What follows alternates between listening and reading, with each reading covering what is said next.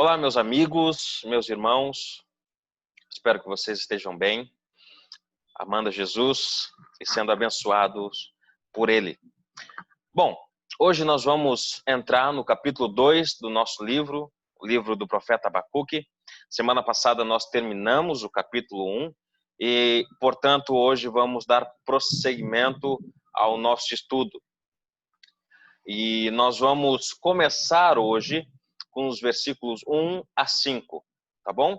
Capítulo 2 de Abacuque, do versículo 1 ao versículo 5.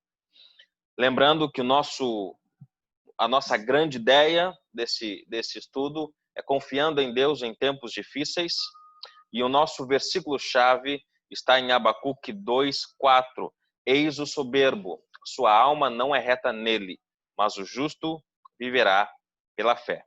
Então, sem mais delongas, eu gostaria que você abrisse a sua Bíblia e acompanhasse comigo o texto de Abacuque 2, do 1 ao 5, que diz o seguinte: Por-me-ei na minha torre de vigia, colocar-me-ei sobre a fortaleza e vigiarei para ver o que Deus me dirá e que resposta eu terei à minha queixa. O Senhor me respondeu e disse: Escreve a visão, grava sobre tábuas, para que a possa ler até quem passa correndo, porque a visão ainda está para cumprir-se no tempo determinado, mas se apressa para o fim e não falhará. Se tardar, espera-o, porque certamente virá, não tardará. Eis o soberbo, sua alma não é reta nele, mas o justo viverá pela fé. Assim como o vinho é enganoso, tão pouco permanece o arrogante, cuja ganância boca se escancara, como o sepulcro e é como a morte, que não se farta. Ele ajunta para si todas as nações e congrega todos os povos. Irmãos, nesse texto que acabamos de ler, nós percebemos três coisas, certo? Primeiro, um servo que está à espera da resposta de Deus.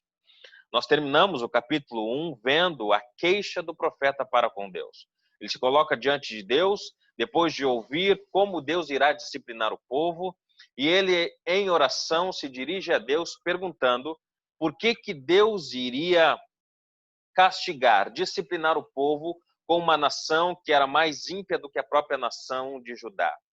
E então ele se coloca numa posição de pedir contas a Deus, pedindo para que Deus explicasse a ele por que ele iria agir daquela forma. As ações que ele iria tomar seriam tão duras que isso causou estranheza no profeta, a ponto dele pedir satisfação a Deus. Número 2, nós vimos que Deus respondeu à oração do profeta. Vimos que Deus se dirige ao profeta respondendo às indagações do profeta. Isso é maravilhoso, porque nós vimos que podemos perceber que Deus responde às nossas orações, por mais que sejam demoradas as respostas deles. Então, número 1, nós vemos um servo à espera das respostas do seu Senhor. Número 2, nós vemos a resposta do Senhor, o Senhor se dirigindo ao seu servo, respondendo às suas indagações. E número 3, nós vemos um contraste entre dois grupos, o soberbo e o justo. Então, o texto de agora, que nós vamos parar um pouco para analisar, nos mostra essas três verdades.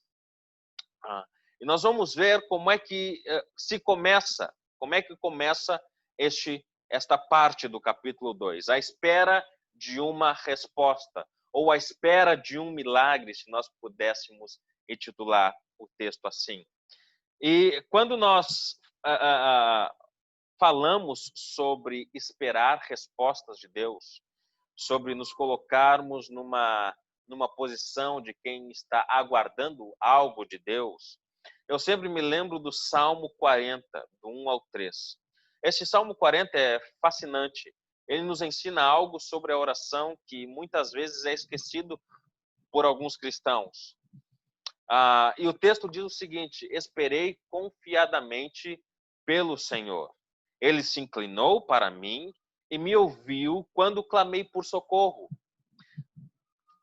esse texto, esse início desse texto aqui nos mostra como Deus é maravilhoso, como Ele afaga as nossas tristezas, ou Ele vem em socorro do seu servo. Ele diz que o Senhor, Ele se inclina e Ele ouve quando o seu servo clama. E é por isso que podemos, ou o salmista aqui pode esperar confiadamente no Senhor.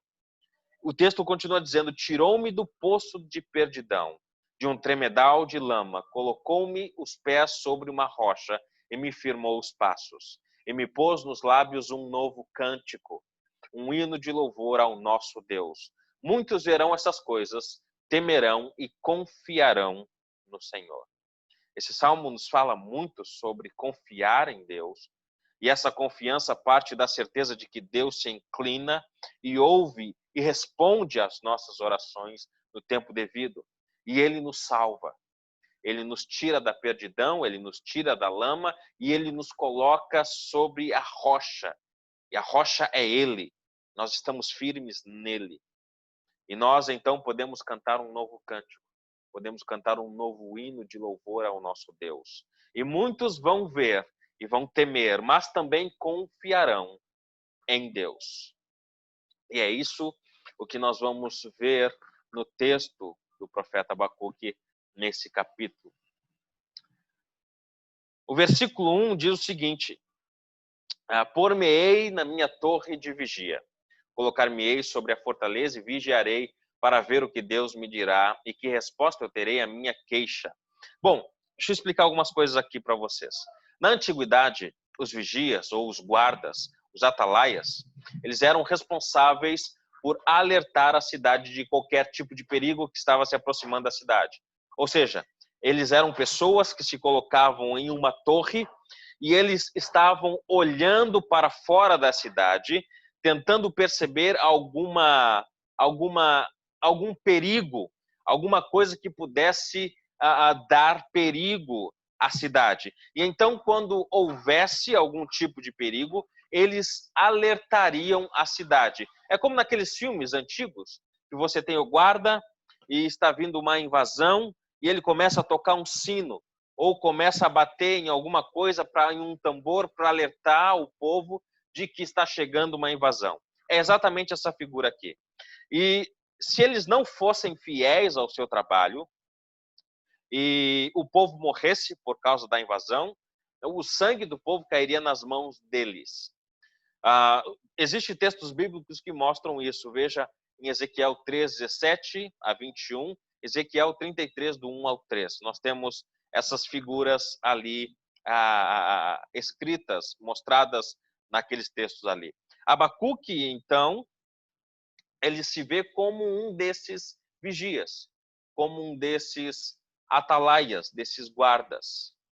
Ele se coloca nos muros de Jerusalém esperando a mensagem de Deus que pudesse transmitir ao povo.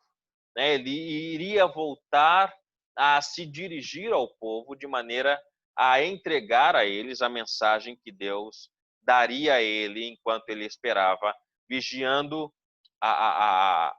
se o perigo estivesse próximo da cidade. As palavras aqui do profeta, ao retratar essa torre, onde ele vai ter essa visão, ela nos traz uma ideia de que, ao estar no alto, ele vai ter uma visão mais ampla, uma visão mais panorâmica do que está acontecendo. Sugere que ele foi para um lugar que pudesse estar a sós com Deus também. Um lugar quieto, um lugar mais alto, um lugar onde ele pudesse ter sossego e esperasse sobre a resposta que Deus havia de dar para ele. Então, a ideia da torre, ela traz esses dois aspectos. Primeiro, ele se vê como um vigia para ir para lá e ver se o perigo estava próximo para que pudesse avisar o povo, mas também ele iria ter um tempo a sós com Deus, um lugar quieto, na quietude daquele lugar, para esperar Deus responder às suas respostas. O profeta, neste momento em que ele está aguardando a resposta de Deus, ele para conversar com ele mesmo, não com o intuito de de tentar buscar as respostas por ele mesmo, até porque ele estava esperando a resposta do Senhor, mas ele estava aqui para se encorajar, para falar para ele mesmo que Deus estava ouvindo as suas perguntas, as suas orações, e que iria, em tempo oportuno, responder às suas perguntas, de maneira que essa resposta iria consolar o seu coração. Então ele precisava se encorajar, ele precisava, nessa espera, mostrar a ele mesmo que Deus iria dar a resposta no tempo oportuno. Isso me faz lembrar daquele Salmo 42, onde nós temos o salmista lamentando, chorando dia e noite, mostrando que ele está em uma tristeza profunda, porque ele não faz mais o que ele fazia antes, levava o pessoal em procissão até o templo, e ele tinha inimigos ao redor dele perguntando: e o teu Deus, onde é que está? E então, diante dessa situação de desespero, de tristeza profunda, ele, no versículo 5 do Salmo 42, ele lembra a si mesmo em quem ele deveria confiar. Ele diz: por que estás abatida, ó minha alma? Por que te perturbas dentro de mim? Espera em Deus, pois ainda o louvarei, a Ele, o meu Deus. Ou seja, ele traz à memória um encorajamento de que ele precisa esperar em Deus, porque ele ainda vai voltar a cultuar, a louvar a Deus em tempo oportuno. Deus haveria de dar resposta à questão de Abacuque. Ele não apenas orava ali naquele canto, mas ele também estava aguardando as respostas do Senhor. Aqui temos uma mudança de perspectiva, uma mudança de atitude. Enquanto no capítulo 1, o profeta, ele está gritando, ele está clamando por socorro e se queixando de como Deus irá disciplinar o povo, aqui nós vemos uma nova atitude. Nós vemos uma pessoa, um profeta, com um comportamento de alguém que vai esperar, alguém que está aguardando de maneira tranquila, entre aspas, a resposta do Senhor. Dos clamores, dos gritos de ajuda, dos questionamentos, para uma espera paciente. Veja, para um aguardo da resposta do Senhor. Veja como é interessante a mudança de perspectiva do capítulo 1 para o capítulo 2. Nós vemos aqui agora um homem que está esperando, não um homem que está direto perguntando ao Senhor constantemente onde é que ele está, cadê a justiça dele e por que ele vai agir com o povo daquele jeito. Agora, nós temos um homem paciente, um homem, entre aspas, tranquilo, esperando a resposta do grande Deus. É interessante como Lloyd Jones, ele vai falar sobre essa espera do profeta.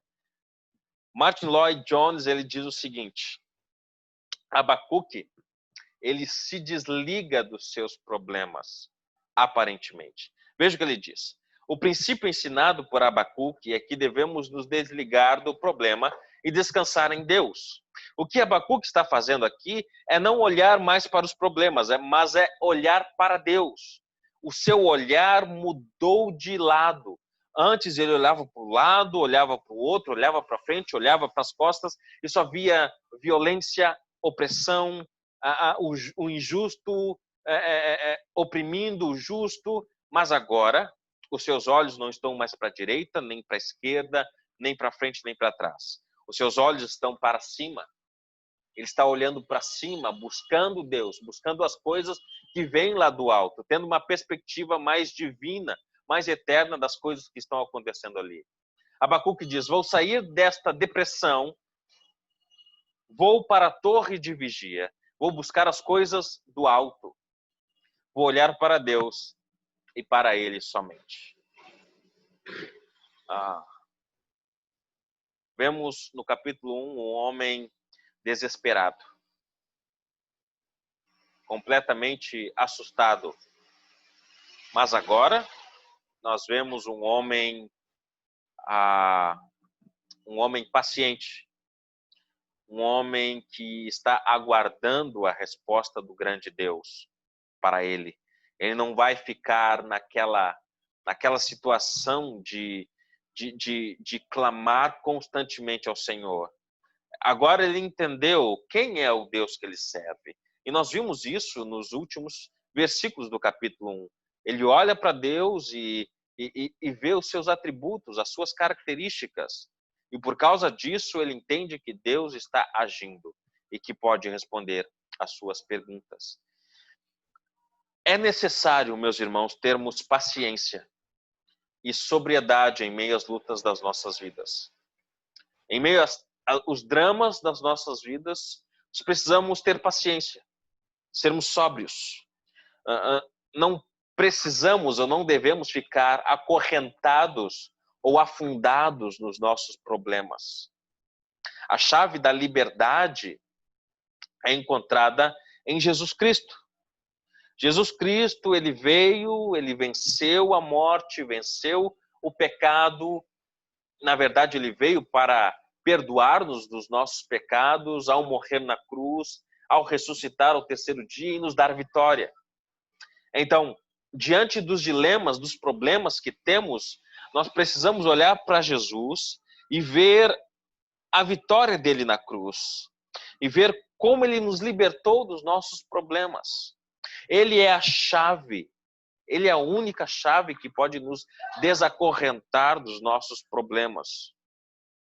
Ele disse, eu lembro lá em João, ele disse, no mundo tereis aflições. Vocês vão passar por aflições, mas tem de bom ânimo. Eu venci o mundo. Como eu disse, a nossa fé na vitória de Jesus nos dá condições de passar por qualquer dilema da nossa vida. As respostas para as nossas orações estão a caminho. Elas estão chegando. Tenha confiança. Aprenda a descansar em Deus. Aguarde as respostas deles. Se você tem orado, se você tem buscado ao Senhor constantemente, talvez seja a hora de esperar um pouco a resposta dele. Eu não estou dizendo para você parar de orar. Eu estou dizendo que você deve ter uma nova atitude agora. É uma atitude de espera, assim como o profeta nos mostra aqui. Isso nos leva ao versículo 2, para a resposta tão aguardada que ele estava esperando.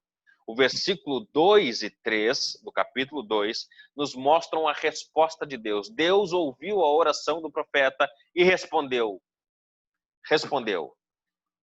A visão em que Abacuque tem a resposta de Deus, ele não foi gerada, certo, pela sua própria visão. Ele não gerou nem concebeu essa visão, certo? Essa visão que veio para ele veio do próprio Deus, veio do céu. Ele estava buscando Deus, ele estava buscando o ser eterno, ele estava buscando respostas do grande Deus, e o grande Deus trouxe a ele essa resposta.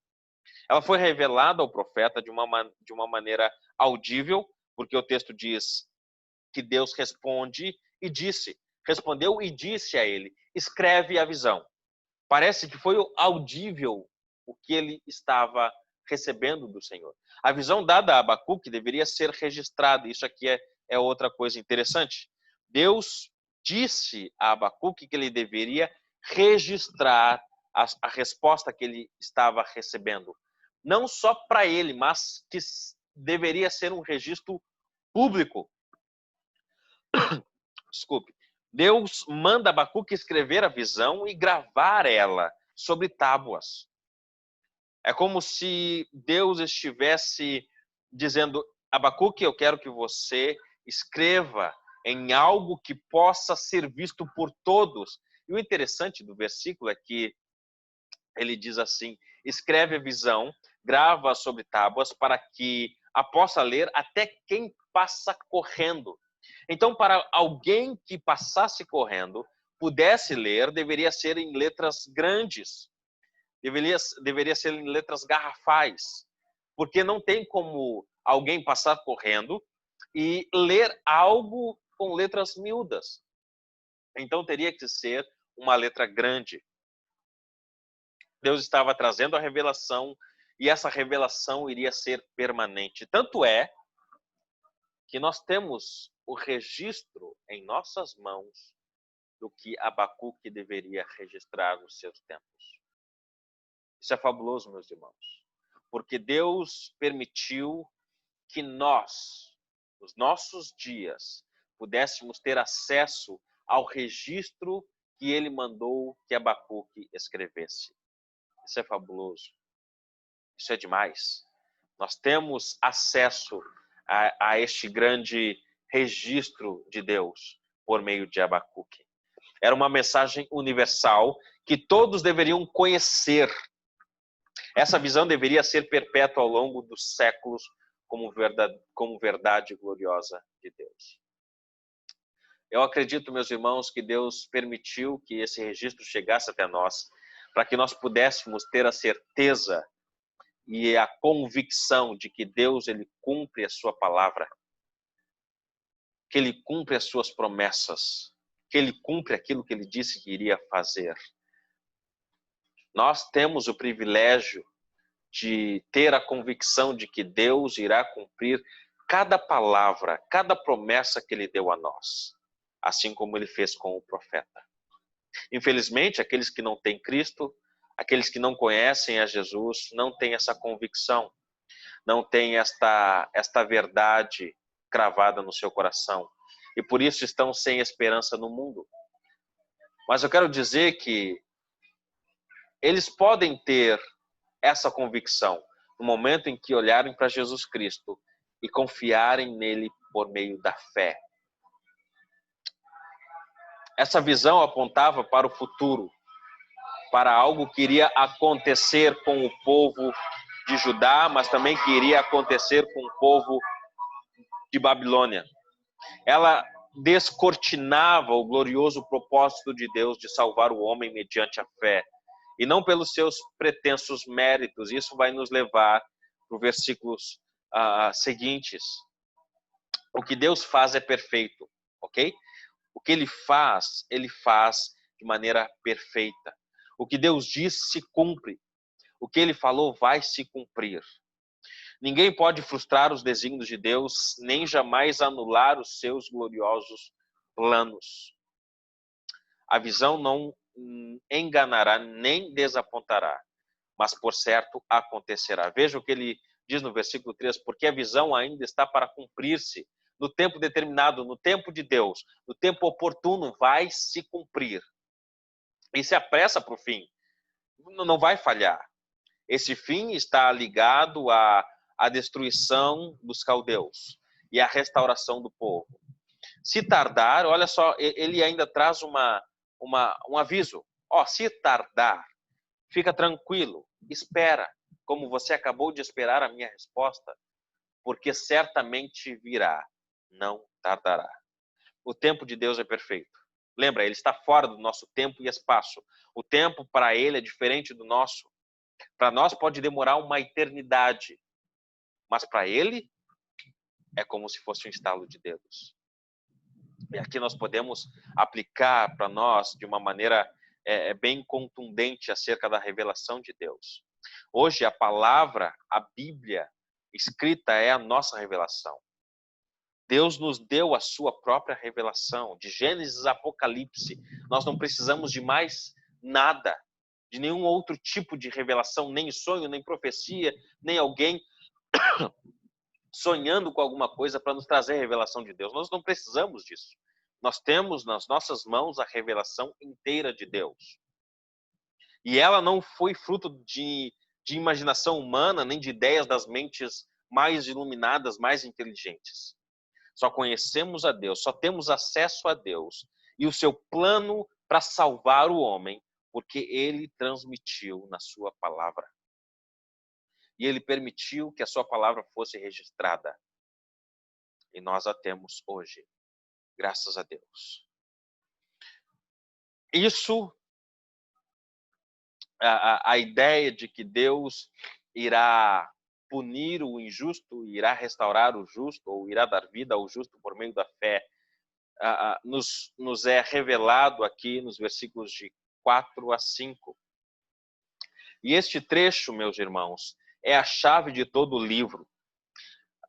E é o tema central das Escrituras, num certo sentido, porque esse trecho, o versículo 4 de Abacuque, nós temos citações dele no Novo Testamento pelo menos 3 vezes. Nós temos em Romanos, nós temos em Gálatas e nós temos em Hebreus. Todas as citações são voltadas, são tiradas lá de Abacuque.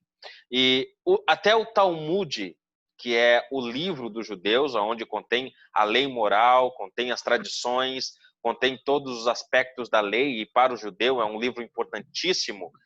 Inclusive para eles declaram que, desculpa, esse trecho é a essência do Talmud, certo? O Talmud declara que aqui são ou estão resumidos os 613 preceitos dados por Deus a Moisés no Sinai. Ou seja, a essência da lei, certo, dada a Moisés, estão neste trecho. Aqui nós vemos um contraste entre pessoas de fé e pessoas que são arrogantes, que confiam em si mesmas. A crença da pessoa determina o seu procedimento. O que isso quer dizer? É que o que a pessoa pensa vai ser mostrada nas suas atitudes. Se ela acha que não precisa de ninguém para se dar bem ou para ser salvo, que é a questão aqui, ela é uma pessoa que vai ter atitudes arrogantes, atitudes altivas, cheios de si. Só eu posso. Uma pessoa que tem um olhar acima das outras pessoas, porque ela é a pessoa, porque ela pensa assim. Agora, a pessoa que tem fé em Deus, aquela pessoa que põe a sua fé em Jesus, ela sabe que não pode nada sem Jesus, que precisa se agarrar com todas as forças em Jesus para que ela obtenha bênçãos vinda do próprio Deus. O justo viverá pela fé. O justo, aquela pessoa que anda com integridade, olhando para Deus, olhando para Jesus, buscando a Jesus, buscando as bênçãos do grande Deus, esta pessoa, ela vai viver pela fé. Enquanto o ímpio, como eu disse, ele vai viver confiando em si mesmo. O ímpio aqui, ele representa os caldeus. São arrogantes, são altivos, são cheios de si. Eles são descritos por Abacuque de 3 formas diferentes. Vamos ver aqui rapidamente. Primeiro, sua relação com Deus está errada.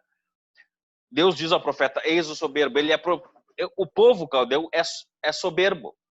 Por quê? Porque ele conspira contra Deus. Ele mesmo acha que dele mesmo está conquistando os povos. Totalmente ao contrário do que nós podemos ler, diz que Deus está dando nas mãos dos caldeus. Diz que os caldeus são servos de Deus para causar a disciplina no povo de Judá. Ou seja, eles não têm nenhum tipo de relação com Deus, estão de costas para Deus. A soberba deles é como se fosse uma conspiração contra Deus. Segunda coisa, Deus ainda diz ao profeta, sua alma não é reta nele. Por quê? Porque os seus desejos são corrompidos, seus desejos interiores, os seus desejos mais íntimos são depravados, vão contra os preceitos de Deus. E o terceiro, eles eram dominados por uma ganância insaciável. Eles mais e mais. Eles se embriagavam com seu poder, eles não queriam parar. Mas nós também aqui temos as características daqueles que são justos.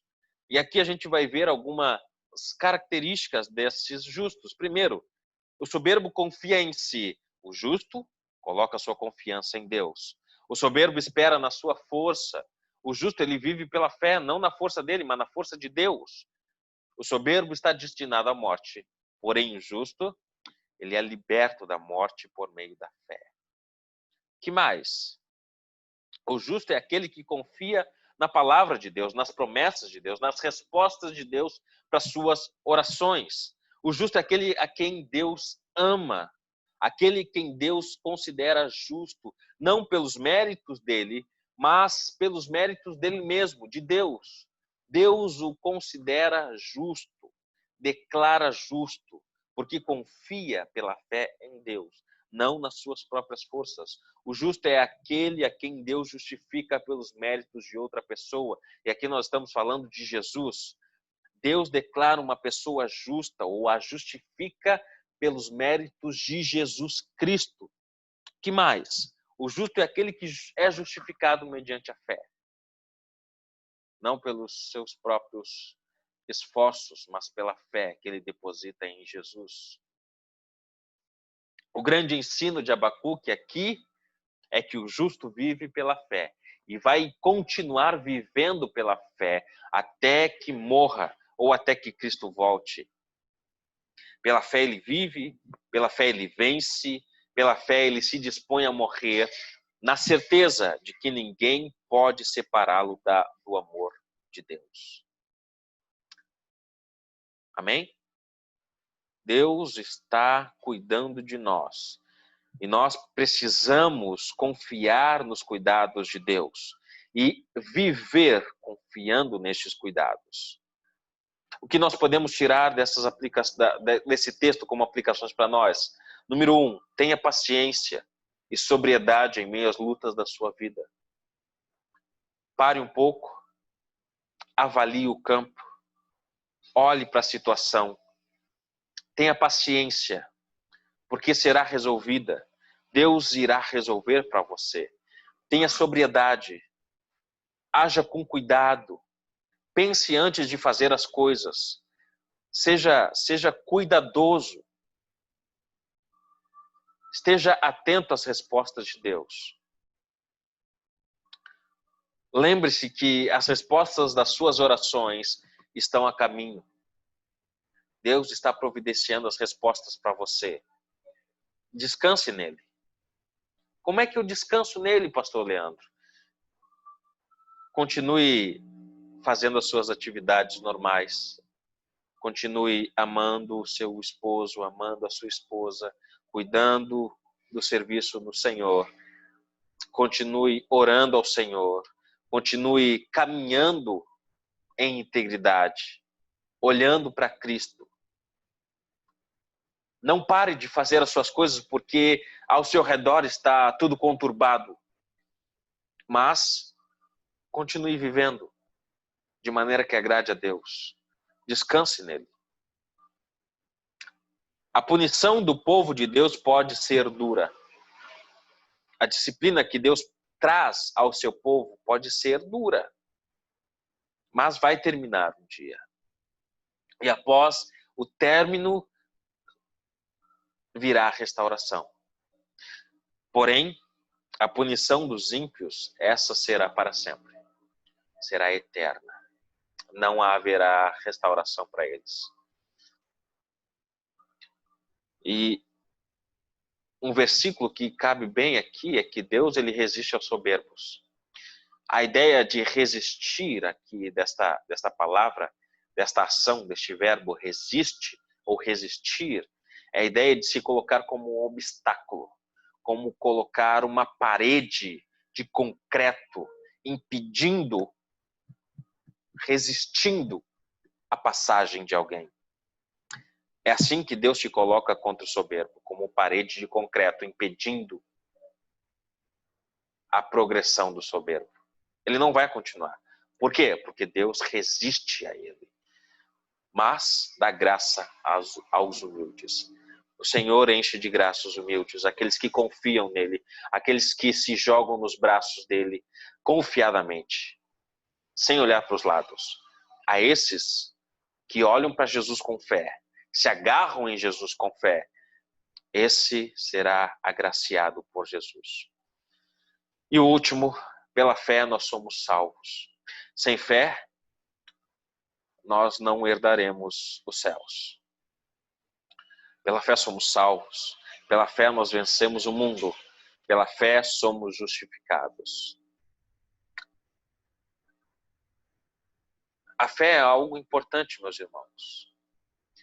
Foi importante para a vida de Abacuque, mas também é importante para nós. Lembra daquela instrução, aquela ilustração que eu dei a vocês, eu acho que no tempo passado, no nosso último tempo, de alguém se afogando no meio do oceano e a boia que está ao lado dele?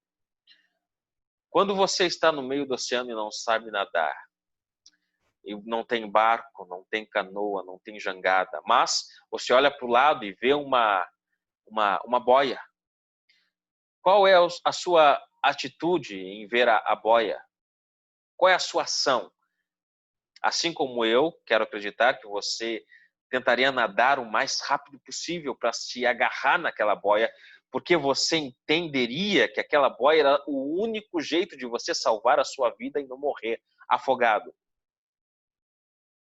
Nós poderíamos ilustrar a fé deste jeito. Poderíamos estar nos afundando no mar do pecado, no mar da ansiosidade, no mar do medo. Mas Jesus, ele está bem ao nosso lado. Jesus é a boia. Nós devemos correr, nós devemos nadar o mais rápido possível para os braços de Jesus, porque ele é a única saída de nos resgatar deste mar e nos salvar a vida. Isto é fé.